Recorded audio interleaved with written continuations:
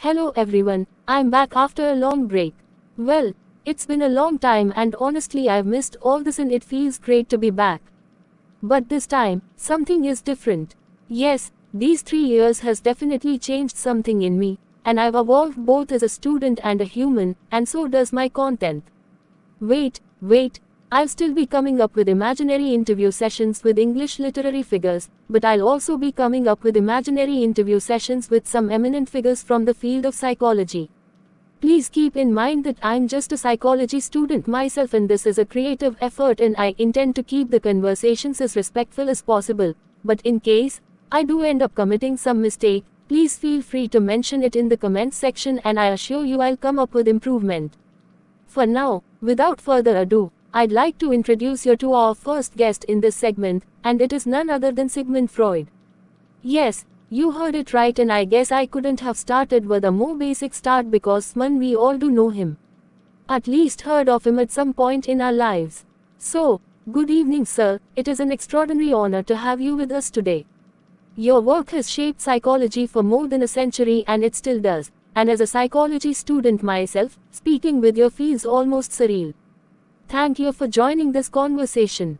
Thank you. It is always interesting for me to see how my ideas continue to travel far beyond my own time. But I must say, I prefer the 1900s. Of course, sir. Observing you, I can see you wish to ask many questions. But before that, tell me, what have you come seeking, knowledge or solace? Perhaps both. Perhaps a better clarity by understanding your perspective. Clarity. Then you might have come to the wrong person. I deal in uncertainties, the truths that whisper, not the ones that shout. Speaking with you and understanding your perspective can never feel wrong. Not for me, at least. Well, Dr. Freud, you grew up in what is now Czech Republic and later moved to Vienna. Your childhood is often described as intellectually rich but financially modest. Could you tell us what early influences shaped your curiosity about the human mind? My childhood. It feels like looking at a sepia photograph that has faded at the edges, yet the emotions within it remain sharp. I was born in Freiburg, today's Czech Republic, but it was a small, quiet town even then. My family didn't have much money, but we had something more valuable: ideas. My father, Jakob, was a wool merchant who struggled often, but he was a storyteller, full of humor, history and a certain old-world wisdom. He taught me that the world was not only what we saw, but also what we felt and remembered. My mother, Amalia, she was young, full of life, ambitious for me in a way only mothers can be. I was her firstborn, her beloved. That kind of affection, that intensity of early life, it leaves a mark. Perhaps my interest in the psyche began there, trying to understand why love can be both comfort and pleasure. And then there was Vienna. When my family moved there, I felt as though I had stepped into a world made entirely of sound and intellect. Books were my true companions. I devoured them: philosophy, literature, biology, even ancient myths. I was fascinated by stories that explored the inner world rather than the outer. But the real spark, I believe, came from watching people. As a child, I noticed the contradictions: how someone could say, "I'm fine," while their hands trembled. How adults hid their fears behind politeness. How emotions lived underneath words like a secret language. I think that is when the seed was planted. The puzzle of the human mind, the quiet chaos behind every gesture. Later, in Vienna, my teachers, my readings, my medical training, all of that added structure. But the curiosity, that began early.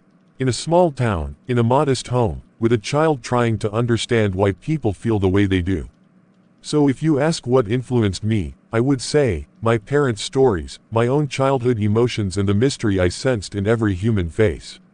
The mind was a riddle I encountered long before I had the words to describe it. Wonderfully put, sir. Your family structure was quite unique.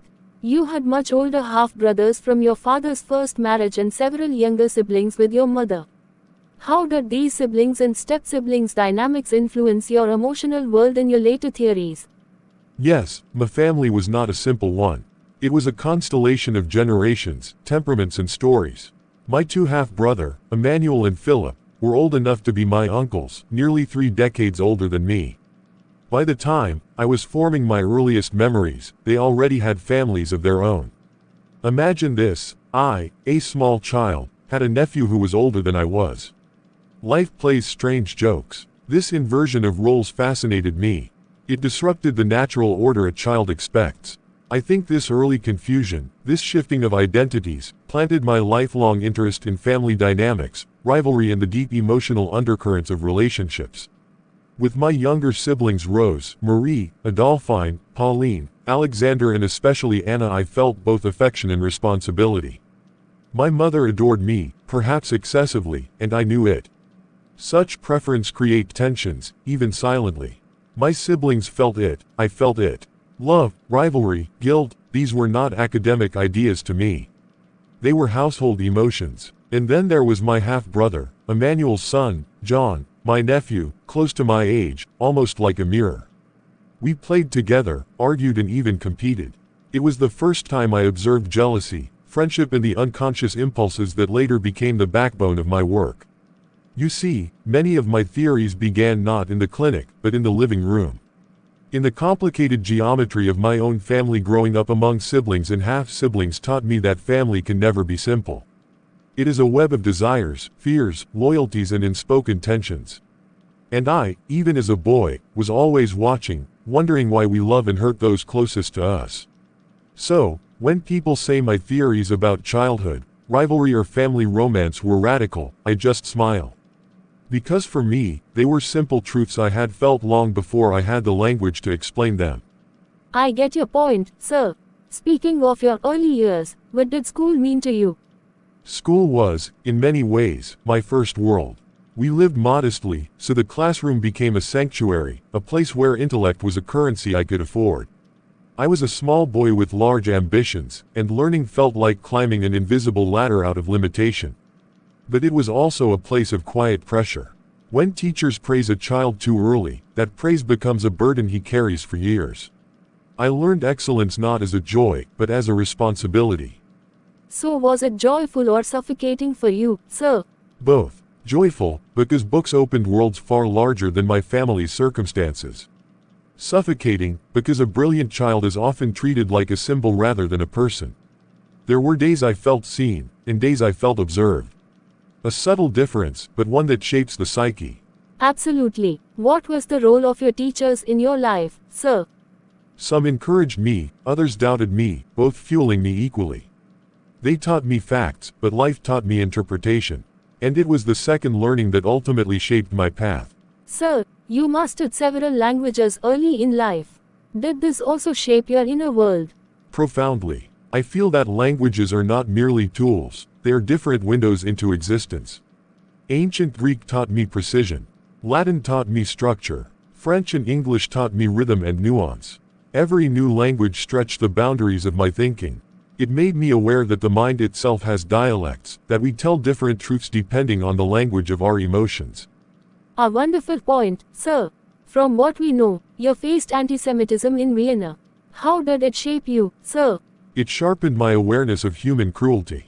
Even as a boy, I learned that people often fear what they do not understand, and they attack what they fear. Perhaps this is why I later became obsessed with hidden motives. The hatred I saw had no logic. Therefore, I concluded early that human beings are not ruled by reason, they are ruled by forces they barely acknowledge. I'm so sorry to hear that, sir. It must have been really tough. Well, as students we don't know that much about you and perhaps an all-negative judgment.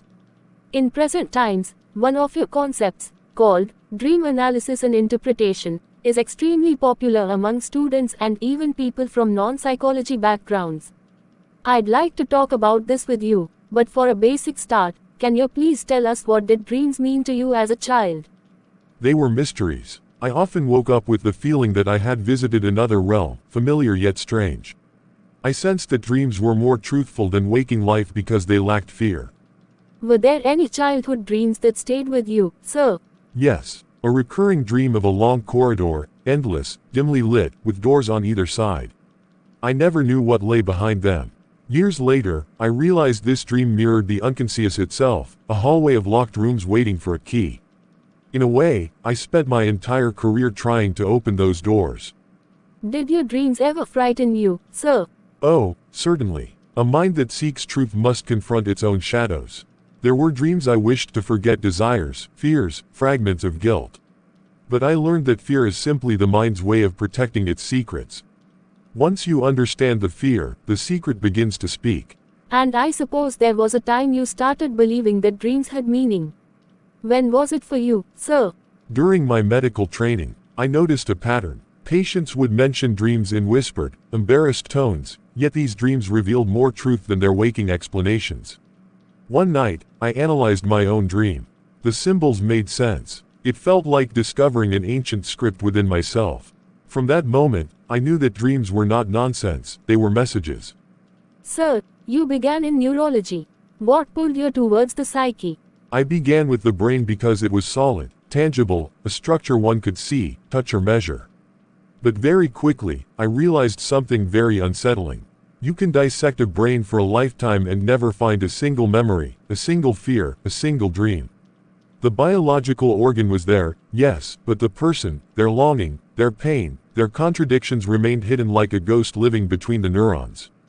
During my medical work, I encountered patients whose symptoms made no physiological sense. A paralyzed limb with no injury. A blindness with no damage to the eyes. A trembling that arose not from disease, but from emotion. It was as if the soul were speaking through the body. That mystery pulled me away from neurology. Not out of dissatisfaction, but out of awe. I felt, as many scientists secretly do, that the most interesting things cannot be put under the microscope. And when I worked with Brewer, with Anna O, I witnessed something extraordinary.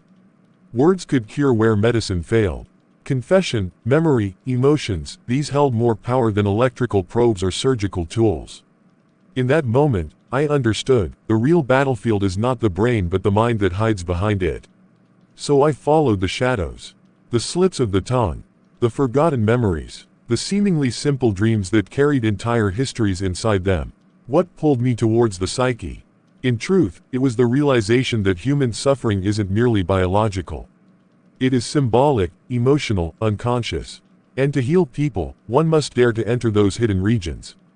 Regions neurology could not map, but psychoanalysis could explore. Wonderfully pointed, sir. You just mentioned the role of Brewer in the case of Anna O in your life. Can you elaborate further on it?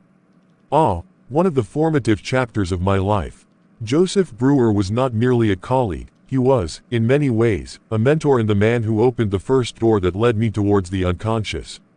His treatment of Bertha Pappenheim, whom we now remember as Anna O, was the spark that ignited the entire psychoanalytic enterprise. Through his work with her, he introduced the talking cure, the idea that speech itself could release psychic tensions. Although Brewer himself didn't follow the implications as far as I eventually did, his work gave me the foundation upon which I built my theory of hysteria and later the concept of repression. Anna O, despite never having been my patient, occupies an almost mythic place in my own narrative. Her case revealed that symptoms could be rooted not in neurology but in unresolved emotional experiences buried in the mind. This became the core insight that shaped my life's work. In a sense, the birth of psychoanalysis can be traced to her story. So, Brewer gave me the path and Anna O gave me the proof, and together they gave me the impetus to explore the hidden realms of the psyche. Their influence was profound not only on my career but on the entire trajectory of modern psychology. Certainly, sir. How did you learn to listen beneath people's words? By listening to silence. Patients often hid the truth not in what they said, but in what they avoided. A pause, a slip of the tongue, a sigh, these were my clues. The psyche is like music. The meaning lies not only in the notes, but in the spaces between them. Absolutely, sir. Well, I think it's time to cut short this interview for a quick break. We'll be back again in another video for the next segment covering drive, Freud's career, controversies and personal life. But before we go for our break, what would you say to psychology students today listening to our conversation? Study everything. Accept nothing blindly. Question even the theories you admire. Especially mine. Thank you so much, sir, for your words and your courage. That's a wrap for now. Meet you all in the next segment. Thank you so much.